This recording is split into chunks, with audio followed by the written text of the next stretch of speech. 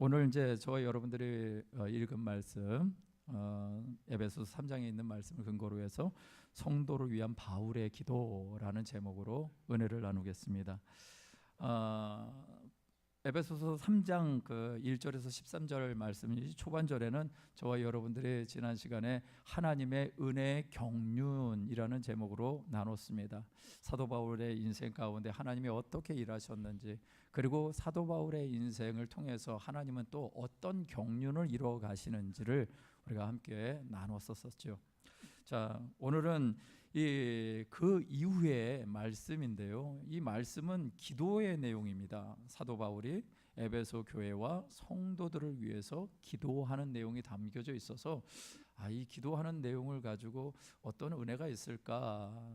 그래서 고민을 했습니다. 그래서 그냥 4장으로 건너뛸까 고민하는 중에 그래도 무엇인가 이유가 있겠지라고 해서 또 제게 주시는 은혜를 하나님 앞에 구했는데, 그 두 가지의 내용만 여러분들과 나누고 또 함께 또 성찬을 하시겠습니다.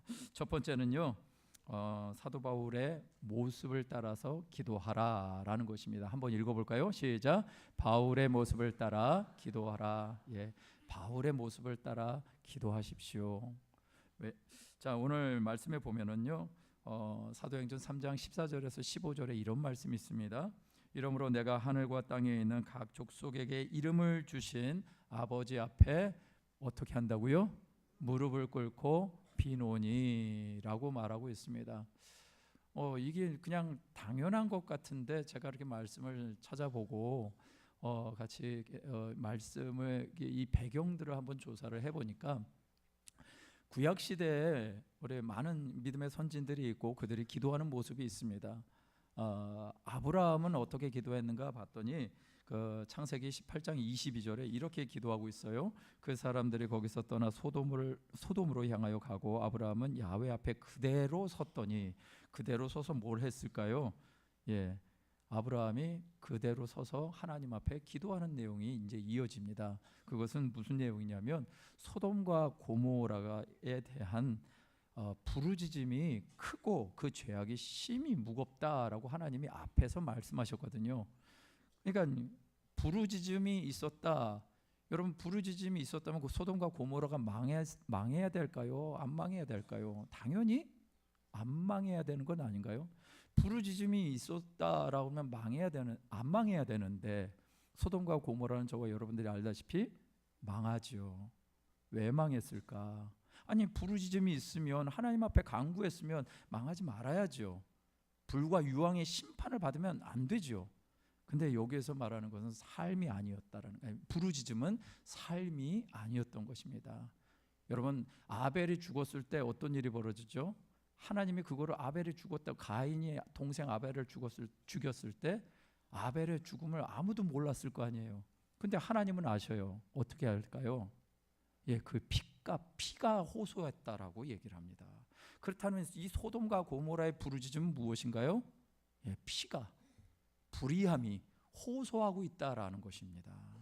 그래서 하나님이 그것을 듣고 이것을 심판하겠다고 그랬을 때 아브라함이 그것을 알고 어떻게 하느냐? 중보자로 나서는 것이죠.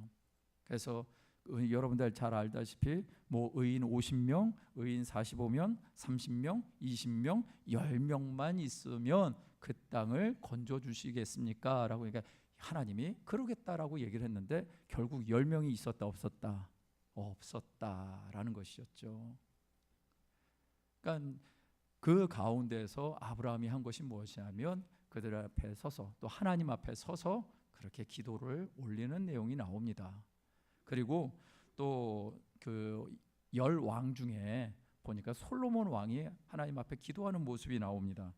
열왕기상 8장 22절에서 23절 말씀에 보니까 솔로몬이 야훼 제단 앞에서 이스라엘 온 회중과 마주서서 하늘을 향하여 손을 펴고 기도했다라고 얘기하는 것이죠. 그러면서 하나님이여, 위로나 아래로나 주와 같은 힘이 없습니다.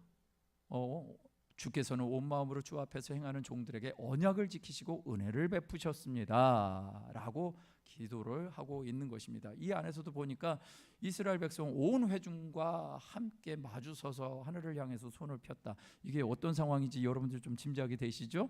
예, 솔로몬 왕이 세운 것이 무엇입니까? 자기 국만 세운 것이 아니라 하나님의 성전도 세우게 되죠. 그래서 하나님의 성전을 세우면서 언약궤 앞에서 사람들이 모였을 때, 제단 앞에 모였을 때 하나님 앞에 서서 그렇게 기도하는 모습을 보이고 있습니다. 자, 신약 시대, 이제 예수님 시대에도 보니까 유대인들이 서서 기도하는 것을 아주 좋아했던 것 같습니다. 굉장히 좋게 여겼던 거죠. 보니까 회당에서도 이렇게 서서 기도했고 또 큰 거리 어귀에서도 기도하는 모습이 나옵니다. 그렇게 구약 시대나 신약 시대나 서서 기도하는 것이 당연하고 그것을 좋게 봤는데 마태복음 6장 5절에는 이런 말씀이 있는 거예요. 또 너희는 기도할 때 외식하는 자와 같이 하지 말라. 그들은 사람에게 보이려고 회당과 큰 어귀 거리 어귀에서 서서 기도하기를 좋아하느니라. 내가 진실로 너희에게 이르노니 그들은 자기 상을 이미 받았다라고 누가 얘기하셔요? 예수님이 얘기하신다라는 것입니다. 예수님이 보고 있는 기도의 모습 보니까 과거 아브라함이나 솔로몬이나 그리고 유대인들의 사회 가운데서 이렇게 서서 기도하는 것이 당연하고 그렇게 하는 것이 맞다, 옳다라고 하고 좋게 여기는데 예수님은 그렇게 안 보시더라는 것입니다. 그러면서 그 이유가 무엇인가 그 말씀을 보니까 무엇 때문인가 봤더니 그들이 보이기 위해서 기도했다라고 얘기를 하는 것입니다. 제가 청년 시절에 그렇게 캠퍼스에서 아이들과 함께 기도한 적이 있었습니다. 제 선배님들도 있고 제 후배들도 있고 같이 기도하면 어떤 자리에서 기도하냐면 그냥 공터에서 학생들이 제일 많이 왔다 갔다 하는 곳에서 같이 서서 기도를 했습니다. 그 기도하는 시간이 한 3년 정도 그렇게 기도를 했습니다. 매일 한 건 아니에요. 너무 놀라지 마십시오. 예, 일주일에 한 번만 수요일 날 점심시간에 같이 이렇게 모여서 기도하는데 그렇게 기도하고 있으면 지나가는 사람들의 반응이 다양합니다. 안 믿는 사람들은 저것들 또 미쳤다, 기독교 또라이다, 그러면서 가는 사람도 있고, 제가 보니까 같이 교회 다니는 사람인 게 보여요. 근데 교회 다니는 사람들 중에 이런 사람들인 거예요. 피해 다니는 거예요. 그 자리를 피해 다녀요. 그리고 어떤 사람은 뭘 그렇게 이 유별나게 신앙생활하느냐라고 얘기하는 사람들도 있었어요. 그런데 그렇게 기도하고 났더니요, 기독교 동아리들마다 하나님이 일을 하셨어요. 그래서 그 당시에 굉장히 그 학교에 기독교 동아리가 활성화되어져서 하나님께서 정말 행하신 일들을 보게 되었습니다. 많은 사람들이 주께 돌아왔고 청년들이 정말 예수님 만나는 게 어렵잖아요. 머리는 커졌고 자기가 하고 싶은 대로 하고 싶고 이제는 고3에서 자유로운 인생이 됐는데 뭔들 못하겠어요. 하고 싶은 일이 많죠. 그런데 또 교회 생활에 이거는 아니야 라고 하는 애들이 많고, 그럼에도 불구하고 그런 일들을 했더니 하나님이 그 캠퍼스 안에서 뭔가 일을 하시더라고요. 저희가 그런 일을 할 때 뭔 자랑이 있었겠습니까? 그저 캠퍼스 안에 정말 예수님 믿는 사람들이 좀 있었으면 좋겠습니다. 그거 한 가지 소원을 가지고 그렇게 했던 것이죠. 하나님이 찾으시는 기도는 무엇일까요? 하나님이 찾으시는 기도, 마음이 없는 기도를 하게 되면 우리 주님이 어떻게 보시냐? 외식하는 자들이다 라고 성경은 얘기하고 있다라는 것입니다. 외식하는 자들의 기도를 예수님이 그 외식하는 이유가, 원인이 무엇인가 봤더니 목적이 보이기 위함이었다라고 얘기를 하고 있는 것이에요. 보이기 위함. 사도 바울이 오늘 저와 여러분들이 읽은 말씀에는 어떻게 기도하고 있을까요? 무릎 꿇고 아버지 앞에 기도했다. 아버지 앞에 무릎 꿇고 빌었다라고 얘기를 합니다. 그것은 에베소 교회를 위하고 에베소 교회 성도들을 위하는 중보자의 기도의 모습이었죠. 이 사도 바울이 이 모습을 어디서 배웠을까라는 것에 대해서 한번 생각을 해봤습니다. 근데 그 아버지 앞에 무릎 꿇고 비노니 뒤에 보니까 헬라어 원어가 더 추가가 되어 있더라고요. 그 원어를 보니까 투 크리오 헤모네이스 크리스투라는 말이 뒤에 추가가 원문에 있습니다. 이게 무슨 말인지 여러분들 짐작이 되시죠? 예, 우리 주 예수 그리스도 안에서라는 의미가 담겨져 있는 것입니다. 한마디로 말해서 그렇게 기도하는 데는 예수님과 밀접한 관계가 있다라고 말하고 있는 것이죠. 사도 바울이 기도를 그렇게 한 것은 예수님이 보이신 기도의 모습 때문이었던 것입니다. 예수님이 제자들에게 무슨 기도문을 가르쳐 주셨죠? 주기도문을 가르쳐 주셨습니다. 그것은 제자들에게 이렇게 기도하라라는 것이었는데 예수님이 제자들에게 자기의 삶으로 가르쳐 주신 기도가 있죠. 어디요? 겟세마네라고 하는 곳에서 가르쳐 주신 예수님의 기도의 모습이 있었습니다. 마태복음 26장 39절 말씀해 보니까 조금 나아가 얼굴을 땅에 대시고 엎드려 기도하여 이르시되, 그 이후로는 여러분들 너무나 잘 아시는 기도의 내용이죠. 나의 원대로 마옵시고 누구의 원대로? 아버지의 원대로 하옵소서라고 기도했을 때 예수님이 어떤 마음과 어떤 자세로 기도를 했는가 보니까 얼굴을 땅에 대시고 엎드려 기도했다라고 얘기를 합니다. 예수님이 왜 이렇게 하셨을까? 예수님의 마음 가운데 간절함이 있었던 것이죠. 더더군다나 그런 일들을 그런 기도로 하고 있을 때 앞으로 어떤 일이 벌어질 것인지 예수님은 너무나 잘 아셨던 것입니다. 마가복음 14장 65절에 보니까 예수님이 겪게 되실 일을 이렇게 얘기하고 있습니다. 어떤 사람은 그에게 침을 뱉으며 그의 얼굴을 가리우고 주먹으로 치며 선지자 노릇이나 해라 라고 하는 하인들, 무슨 얘기인지 아시겠죠? 일반 사람들도 아니고 하인들이 손바닥으로 치더라 라는 일들이 벌어지고 있는 것입니다. 이런 일들을 우리 주님은 감내하셔야만 했기에 그렇게 기도하는데, 기도가 그냥 편하게 앉아서 기도할 수가 없는 것이죠.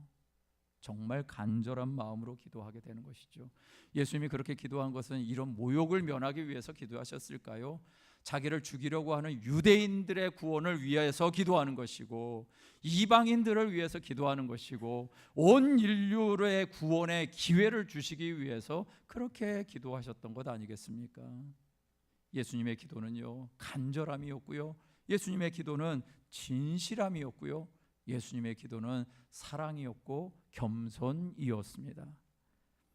간절함이 있다. 여러분, 간절함이 있다라는 것은 무엇이 동반될까요? 예, 우리 성도님들 중에 진짜 간절하게 기도하는 분들이 많이 있습니다. 또 어려운 분들도 있고 육신의 질병 가운데 고통하시는 분들도 있습니다. 저도 같이 간절하게 기도해 드립니다. 근데 그 간절함의 기도라는 것은 무엇이 동반돼야 될까요? 예, 사랑이 동반되어야 됩니다. 겸손이 동반되어야 하는 것이죠. 그래서 예수님이 그렇게 보여주신 것입니다. 그런데 예수님이 그렇지 못한 기도의 모습이 있는데 예를 하나 드셨습니다. 비유를 하나 드셨는데 누가복음 18장 11절의 말씀에 보니까 이런 말씀이 있습니다. 바리새인은 서서 따로 기도하여 이르되, 하나님이여, 나는 다른 사람들 곧 토색 불이 간음하는 자들과 같지 않고 이 세리와도 같지 아니함을 감사하나이다 라고 기도하는 사람이 있다라고 비유를 들어주셨습니다. 자, 이 말씀을 자세히 보니까 이것입니다. 첫 번째 줄에 보니까 바리새인은 서서 따로 기도했다. 서서 따로 기도했다는 것은 무엇이냐? 나는 특별해, 나는 특별한 존재야 라고 얘기를 하는 것입니다. 그리고 또 하나는요, 토색 불이 간음하지 않은 자다. 이건 무슨 얘기일까요? 나는 죄 있다 없다? 죄가 없는 사람이야. 여러분, 죄가 없는 사람이 있다 없다? 없는데 죄가 없음을 강조하고 있는 것이죠. 세 번째는요, 이 세리와 같지 아니함을 감사하나이다 라고 얘기를 합니다. 무슨 얘기일까요? 내가 비교해서 남보다 우월하고 괜찮은 사람이야 라고 얘기하는 것을 예수님이 뭐라고 하시냐면, 이것을 가지고 외식하는 사람이다라고 얘기를 하고 있는 것입니다. 이런 기도를 하면 이것은 무엇이냐? 자기 기도라는 것은 자기의 의를 자랑하는 것이 아니고 남의 기도를 가지고 우열을 가리는 것이 아니라라는 것입니다. 예수님이 이 기도, 이 얘기의 결론을 누가복음 18장 13절에서 이렇게 말씀하고 있습니다. 세리는 멀리 서서 감히 눈을 들어 하늘을 쳐다보지도 못하고 다만 가슴을 치며 이르되 하나님이여 불쌍히 여기소서 나는 죄인이로소이다 하였다라고 얘기를 합니다. 기도하는 자의 마음은 무엇이냐 봤더니 그 뿌리가 낮아짐이다라는 것입니다. 기도하는 자의 마음은 뿌리가 낮아짐입니다. 기도하는 자의 마음은 높아질 수가 없습니다. 그렇다면 중보 기도자, 우리 저와 여러분들의 기도 예배 드릴 때마다 시작하는 그 기도가 중보 기도자는 어떤 마음으로 하겠습니까? 당연히 낮아짐이죠. 중보 기도자는요, 기도 요청하는 사람들, 그들이 필요로 하는 기도를 할 때 어떻게 기도해야 되는가?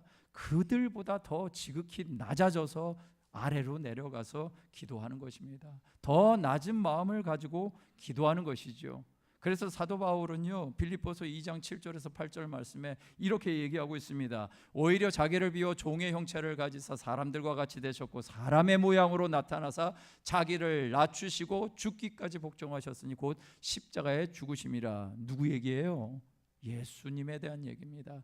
예수님처럼 기도하는 것, 그것이 우리가 기도해야 되는 자세라는 것이죠.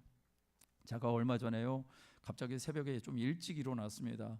평상시에 제가 뭐 설교 준비하는 것 외에는 새벽 3시 반에 일어나는 일이 별로 없는데 갑자기 그냥 깼어요. 그러고 나서는 깨자마자 제가 하는 소리는 늘 잊어버리지 않으려고 하는 소리가 하나 있습니다. 그건 뭐냐면 주님이라고 부르는 것입니다. 저와 여러분들도 주님이라고 부르시면서 하루를 잠에 깨시면서 주님 부르시고 시작하시길 주님의 이름으로 축원드립니다. 근데 제가 주님이라고 부르고 소파에 앉아 있는데 갑자기 제 마음 가운데 하나님이 주신 마음이 있었어요. 너 무릎 꿇고 기도해라. 그 마음을 주시더라고요. 무릎 꿇고 기도하라고 하시는, 그렇게 말씀하시는 마음을 제가 그냥 확 부어 주시는데, 그래서 제가 소파에 앉아 있다가 무릎을 꿇었어요. 무릎을 꿇었더니 무릎하기 아프더라고요. 오래 못 버티겠더라고요. 그래서 주변을 두리번 살폈더니 우리 집 똥개 졸리가 앉아있는 방석이 옆에 있더라고요. 그래서 제가 방석을 갖다가 이렇게 살짝 끄집어내가지고 제가 좀 이렇게 위에 앉으려고 그러려고 그랬더니 제 마음 가운데 어떤 소리가 들리냐면, 야, 너는 인간인데 개 위에 앉고 싶냐? 그러면서 그리고 하나님 앞에 기도한다고 하면서 개 방석 위에서 거룩한 하나님 앞에 기도할래? 그런 마음이 막 들어오는 거예요. 그래서 그렇지 이건 아니지. 그래서 밀어넣었습니다. 그랬더니 갑자기 그렇게 해서 기도 다시 이제 소파에 가서 해야 되나 보다 하고 있는데 갑자기 마음을 주시는 거예요. 뭐라 그러니, 그 어떤 마음이 들었냐면, 그게 어때서 라는 마음을 확 주시는 거예요. 네가 하나님의 영이 함께하지 아니하면 졸리하고 무엇이 다르냐, 그 마음을 확 줘버리시는 거예요. 제가 바로 그냥 수긍을 했어요. 그러네요, 주님. 내게 주님이 계시지 아니하면 깨닫지 못하는 짐승과 같은 존재라는 걸 내가 깜빡했네요. 본질상 진노의 자녀라는 것을 내가 깜빡하고 보잘것없는 의로움을 챙기려고 그렇게 내가 또 그렇게 살았네요 라고 하면서 제가 하나님 앞에 기도했습니다. 조성민 목사님이라는 분이 계세요. 그분이 자기의 글에 이런 내용을 썼어요. 목사는 목자가 아니라 양치기 개다 라고요. 목사님이신데 당신이 당신의 글에다가 목사는 목자가 아니라 양치기 개다, 목자는 유일하신 예수님밖에 없다 라고 얘기를 하는 거예요. 그 얘기를 듣고 그거를 보면서 그렇지, 우리의 목자는 예수님밖에 없지. 나라는 존재는 양치기 개, 하나님의 양무리들을 하나님께로 잘 인도하는 양치기 개이지. 근데 어느 순간에 이 양치기 개가 높아져 가지고 살아가는 모습들이 곳곳에서 드러나니까, 그게 주의 종들뿐만 아니라 성도님들 안에서도 그런 일들이 벌어지니까 계속해서 교회가 자꾸 쇠락해져 간다라고 말하고 있는 것은 아닐까요? 여러분, 진정한 목자이신 예수님께 무릎 꿇으시기를 주님의 이름으로 축원드립니다. 여러분, 한 가지 질문 좀 드릴게요. 근래에 혹시 무릎 꿇어 보신 적이 있으신가요? 이번 기회에 여러분 함께 무릎 꿇으시고 기도하는 시간을 가지시면 어떨까요? 네, 여러분 집에 돌아가셔서 주무실 시간에, 다른 때 말고 주무실 시간에 딱 5분만 여러분들 한번 무릎 꿇으시고, 아까 우리 사회 대표 기도해 주신 우리 장로님이 기도하신 내용이 여러분 어디서 많이 익숙하지 않습니까? 여러분 지난번에 이거 받으셨습니까? 할렐루야. 이거 지금 보니까 얼굴 표정이 전혀 모르시는 분들이 있으신데, 여러분 이 기도 제목 꼭 가져가셔서 이 기도 제목 읽는데 1분도 안 걸릴 거예요. 그러면 여기 기도 제목을 가지고 좀 같이 기도해 주시고, 여러분들은 무릎으로 하나님 앞에 나아가실 때 하나님이 정말 하나님의 임재를 여러분들에게 나타내 주시고, 하나님의 마음, 하나님의 그 낮아짐이 여러분의 삶의 모습 가운데 하나님과 소통하는 능력이 되게 하실 줄 믿습니다. 그런 삶을 작은 곳에서 실천해 내셔서 우리 주님 주시는 풍성한 은혜를 누리시기를 주님의 이름으로 축원드립니다. 두 번째는요, 바울의 마음을 따라 기도하라라는 것입니다. 한번 읽어볼까요? 시작. 바울의 마음을 따라 기도하라. 아까는 바울의 모습이었습니다. 이제는 바울의 마음을 따라 기도하라라는 것인데, 바울이 무릎 꿇고 이렇게 기도합니다. 에베소서 3장 16절에서 19절까지의 말씀에 보니까, 그의 영광의 풍성함을 따라 그의 성령으로 말미암아 너희 속사람을 능력으로 강건하게 하시오며, 믿음으로 말미암아 그리스도께서 너희 마음에 계시게 하시옵고, 너희가 사랑 가운데서 뿌리가 박히고 터가 굳어져서 능히 모든 성도와 함께 지식에 넘치는 그리스도의 사랑을 알고 그 너비와 길이와 높이와 깊이가 어떠함을 깨달아 하나님의 모든 충만하신 것으로 너희에게 충만하시기를 구하노라 라고 기도하고 있습니다. 바울이 그렇게 무릎 꿇고 기도하는 내용입니다. 그런데 이런 기도가 에베소 교회를 향한, 또 에베소 교회의 성도를 향해서 바울이 기도한 것인데, 우리의 기도와 어떤가요? 차이가 좀 있는가요? 바울의 기도는 굉장히 고차원적이고 고상한 기도였을까요? 아니죠. 저와 여러분들에게도 동일한 기도의 제목인 줄 믿습니다. 바울이 기도한 것을 요약하면 결론은 이것입니다. 성도들의 속사람을 강건하게 하기 위한 것이 바울의 기도였던 것이죠. 자, 그 강건함의 근원이 무엇이냐 봤더니, 그리스도께서 너희 마음에 계시는 것, 이것이 우리가 강건해질 수 있는 것이다. 그 사랑으로 변함없는 믿음의 뿌리가 박히는 것, 그 사랑으로 살아가는 것이 진짜 강건함이다 라고 말하고 있는 것이지요. 기도하는 내용에 있어서 현실적인 문제만 가지고 기도할 때가 있습니다. 현실적인 문제를 가지고 기도하셔야 됩니다. 제가 현실적인 문제를 막 이렇게 터부시하고 그런 얘기가 아니라 기도하셔야 됩니다. 저와 여러분들의 삶의 자리에 하나님의 도우심을 구해야 됩니다. 그런데 우리의 삶에 있어서 현실은 현실적인 세계뿐만 아니라 그 위의 세계가 그 현실을 다스리고 있다는 사실을 여러분들 아셔야 됩니다. 예를 들자면 1차원이라는 세계는 선입니다. 선이라는 것은 어디에 다스림을 받을까요? 면의 다스림을 받습니다. 그런데 이 면이라는 것은 어디에 다스림을 받냐면 입체라는 공간에 다스림을 받게 되어 있죠. 그것이 우리가 알고 있는 상식입니다. 그게 차원의 개념이죠. 그런데 우리의 현실은 그럼 무엇으로 다스림을 받게 될까요? 영적인 세계가 존재한다라고 말하고 있습니다. 이 영적인 세계 가운데 영적인 가치를 위해서 기도하는 것은요, 사탄이 결단코 막을 수 없는 강력한 무기가 되는 것입니다. 할렐루야. 그래서 저와 여러분들이 기도할 때 현실적인 문제도 기도하지만 이런 하나님의 말씀을 붙잡고 영적인 삶을 위해서 함께 기도해야지 우리의 영혼이 잘 되고 범사가 잘 되고 강건한 복이 임하게 되는 줄 믿습니다. 성경에 보니까요, 바울이 이 빌립보라는 곳에서 복음을 전하다가 어려움을 당하게 됩니다. 그가 어려움을 당한 것을 보니까 이렇게 얘기를 하고 있습니다. 사도행전 16장 25절에서 26절 말씀을 보니까 그가 감옥에 갇혀서 한 것이 무엇이냐, 바울과 실라가 기도하고 하나님을 찬송하며 죄수들이 듣더라. 그랬더니 놀라운 일이 벌어집니다. 자, 이 말씀의 발단은 왜 바울과 실라가 감옥에 갇혔는가 봤더니 귀신 들린 여종이 하나가 있는데 그 귀신 들린 여종이 사도 바울과 실라가 예수님을 전할 때마다 옆에서 자꾸 방해하는 거예요. 그러니까 이 사람은 하나님의 종이다, 이 사람이 하나님의 종이다라고 자꾸 하고 다니까 정말 복음을 증거할 때 이게 방해가 되니까 이 귀신아 나가라고 그래버린 거예요. 그랬더니 진짜 귀신이 나가버렸네. 근데 이 여종이라고 그랬잖아요. 무슨 얘기예요? 누군가의 종이에요. 이 귀신 들려가지고 점을 쳐주는 거예요.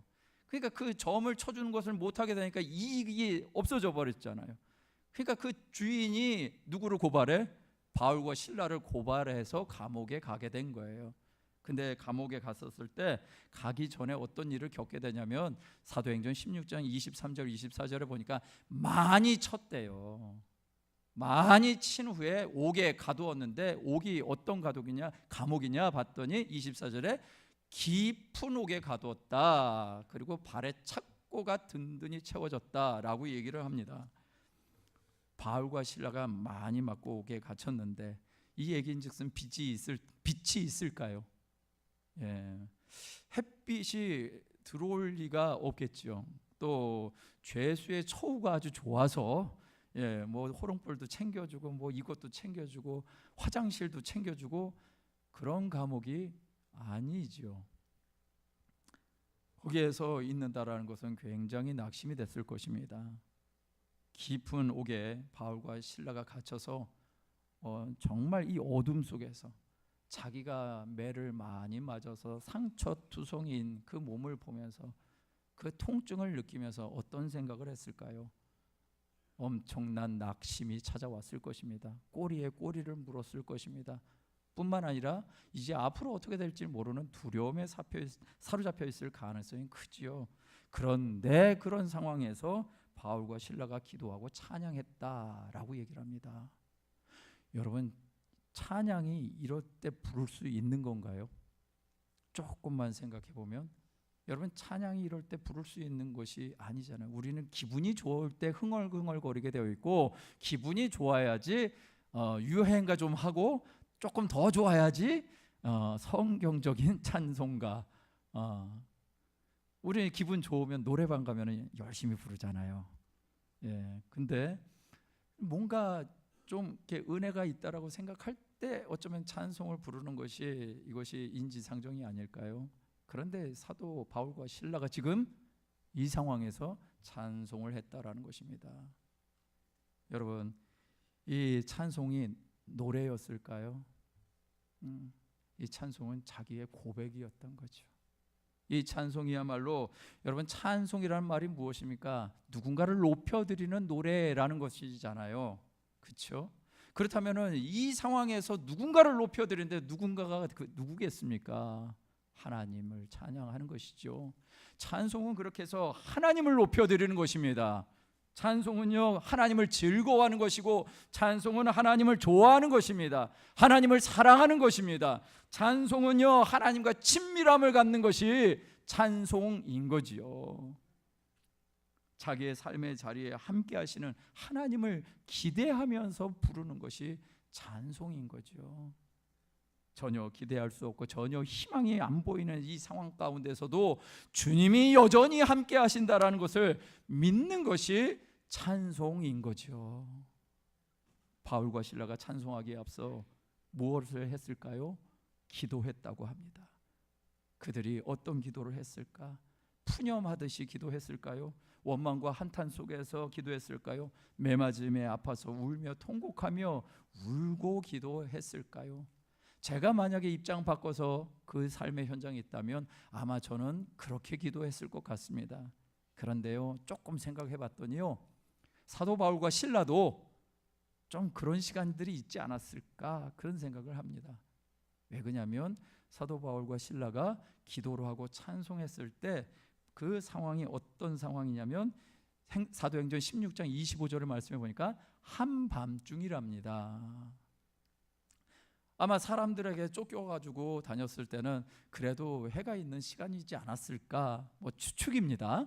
근데 어쨌거나 지금 한밤중이라는 것은 깊은 밤을 의미하는 것이죠. 시간이 어느 정도 지난 겁니다. 자기의 삶의 순간에 지금 막 잡혀 들어왔을 때는 정말 아픔이 있었을 것입니다. 왜? 몸이 진짜 아프니까. 그렇게 두들겨 맞았는데 안 아플 수가 없는데 아프니까 낙심됐을 것입니다. 그런데 한밤중이 되어 가니까 다시 생각하는 것입니다. 내가 어떻게 살아왔지? 생각을 하는 것입니다. 좀 전까지만 해도 내 마음이 전혀 찬양할 수 없는 상황이었는데 마음을 바꾼 겁니다. 자기에게 주신 은혜를 생각하기 시작합니다. 아까 제가 여러분들에게 에베소서에 있는 사도 바울의 기도를 읽어드렸습니다. 자, 사도 바울이 에베소 교회에다 편지를 쓴 건 한참 뒤 얘기입니다. 그런데 한참 뒤에 이런 기도의 내용을 에베소 교회를 향해서 할 수 있다는 얘기는 어쩌면은 인생의 경륜을 겪은 자가 할 수 있는 기도 아닐까요? 그렇다면은 여러분 한번 이렇게 생각할 수 있지 않을까요? 이 감옥에 있을 때 그 에베소의 기도의 내용들을 생각을 하면서 그게 발단이 바로 여기 있을 수도 있겠구나라고 생각을 해보게 됩니다. 사도 바울이 그 한밤중에 기도합니다. 그래, 나는 성령으로 말미암아 속사람을 능력으로 강건하게 한 사람이지요. 나는 그리스도께서 내 마음에 계시는 사람이지요. 그렇지요. 나는 주의 사랑 가운데 뿌리가 박혀 있고 터가 굳어진 사람이지요. 그래요. 나는 지식에 넘치는 그리스도의 사랑을 아는 사람이지요. 그래요. 주님, 나는 너비와 길이와 높이와 깊이를 깨달아서 그 주님의 사랑 때문에 지금까지 살아왔지요. 라는 고백이 담겨 있는 기도가 아니었을까요? 그렇게 기도하고 났더니 어떤 일이 벌어지는가? 사도행전 16장 26절에 이렇게 얘기하고 있는 것입니다. 이에 갑자기 큰 지진이 나서 옥토가 움직이고 문이 곧 다 열림으로 모든 사람의 매인 것이 다 벗어진지라. 할렐루야. 예, 여러분 믿으시길 주의 이름으로 축원드립니다.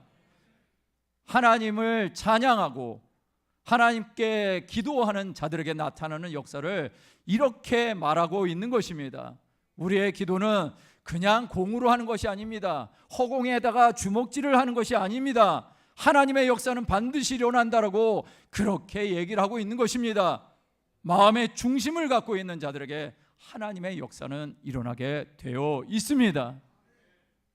오늘 저와 여러분들의 삶 가운데 정말 이런 믿음의 사람, 우리의 겉사람으로 살아가는 것이 아니라 우리의 속사람을 강건하게 하시는 이 믿음의 역사가 있는 우리 모든 성도님들 되시기를 주님의 이름으로 축원드립니다. 말씀을 마무리합니다. 바울은 3장을 마무리하면서 에베소서 3장 20절에서 21절에 이렇게 말하고 있습니다. 이 말씀 한번 같이 읽어볼까요? 시작. 우리 가운데서 역사하시는 능력대로 우리가 구하거나 생각하는 모든 것에 더 넘치도록 능히 하실 이에게 교회 안에서와 그리스도 안에서 영광이 대대로 영원 무궁하시기를 원하노라. 아멘. 아멘. 이렇게 기도를 마치고 있습니다. 여러분, 바울의 기도가 보여주는 궁극적인 목적이 무엇입니까? 오늘 저와 여러분들의 삶의 궁극적인 목적이 무엇인지 같이 이 말씀 안에서 접목해 보시기를 주님의 이름으로 축원드립니다. 바울이 살아가는 목적, 내가 살아가는 목적도 동일하게 오늘 이 말씀 다시 한번 보여주시겠습니까? 21절 말씀에 보니까 교회 안에서와 그리스도 안에서 영광이 이루어지는 것, 그것을 위해서 살아가는 존재가 바로 우리라는 것을 사도 바울은 기도로의 마무리에서 그렇게 결론 내리고 있습니다. 온전한 믿음이 있다. 여러분, 그러면 우리의 삶은 비록 어두운 구석에 있을지라도 빛이 되어질 줄 믿습니다. 바울과 실라가 그렇게 살아갔던 것처럼 자기의 삶에 그런 시간들의 경륜이 있어서 나중에 에베소 교회를 향해서 그렇게 권면하고 기도했던 것처럼 그런 역사가 비록 우리의 삶 가운데 어둠이 있을지라도 결국은 빛을 만들어내시고 빛 가운데 거하게 하시고 그리스도 예수 안에서의 영광과 교회 안에서의 영광을 이루는 그런 삶을 살게 하시는 것이 우리 하나님의 뜻인 줄 믿습니다. 고린도후서 4장 16절 말씀 한번 같이 읽겠습니다. 고린도후서 4장 16절 시작. 그러므로 우리가 낙심하지 아니하노니 우리의 겉사람은 낡아지나 우리의 속사람은 날로 새로워지는도다. 할렐루야. 예, 이 말씀 붙잡으시고 우리의 겉사람에 너무 창념하지 마시고 우리 안 되어지는 내 삶의 모습에 너무 안타까워하지 마시고 우리의 속사람을 어떻게든지 새롭게 해서 이 내 영이 잘 되어지는 자리에 하나님께서 이 내가 살고 있는 이 차원의 세계 가운데 있는 문제들을 다스리고 돌파해 나가는 역사가 우리 모든 성도님들의 삶 가운데 있게 되시기를 주님의 이름으로 축원드립니다.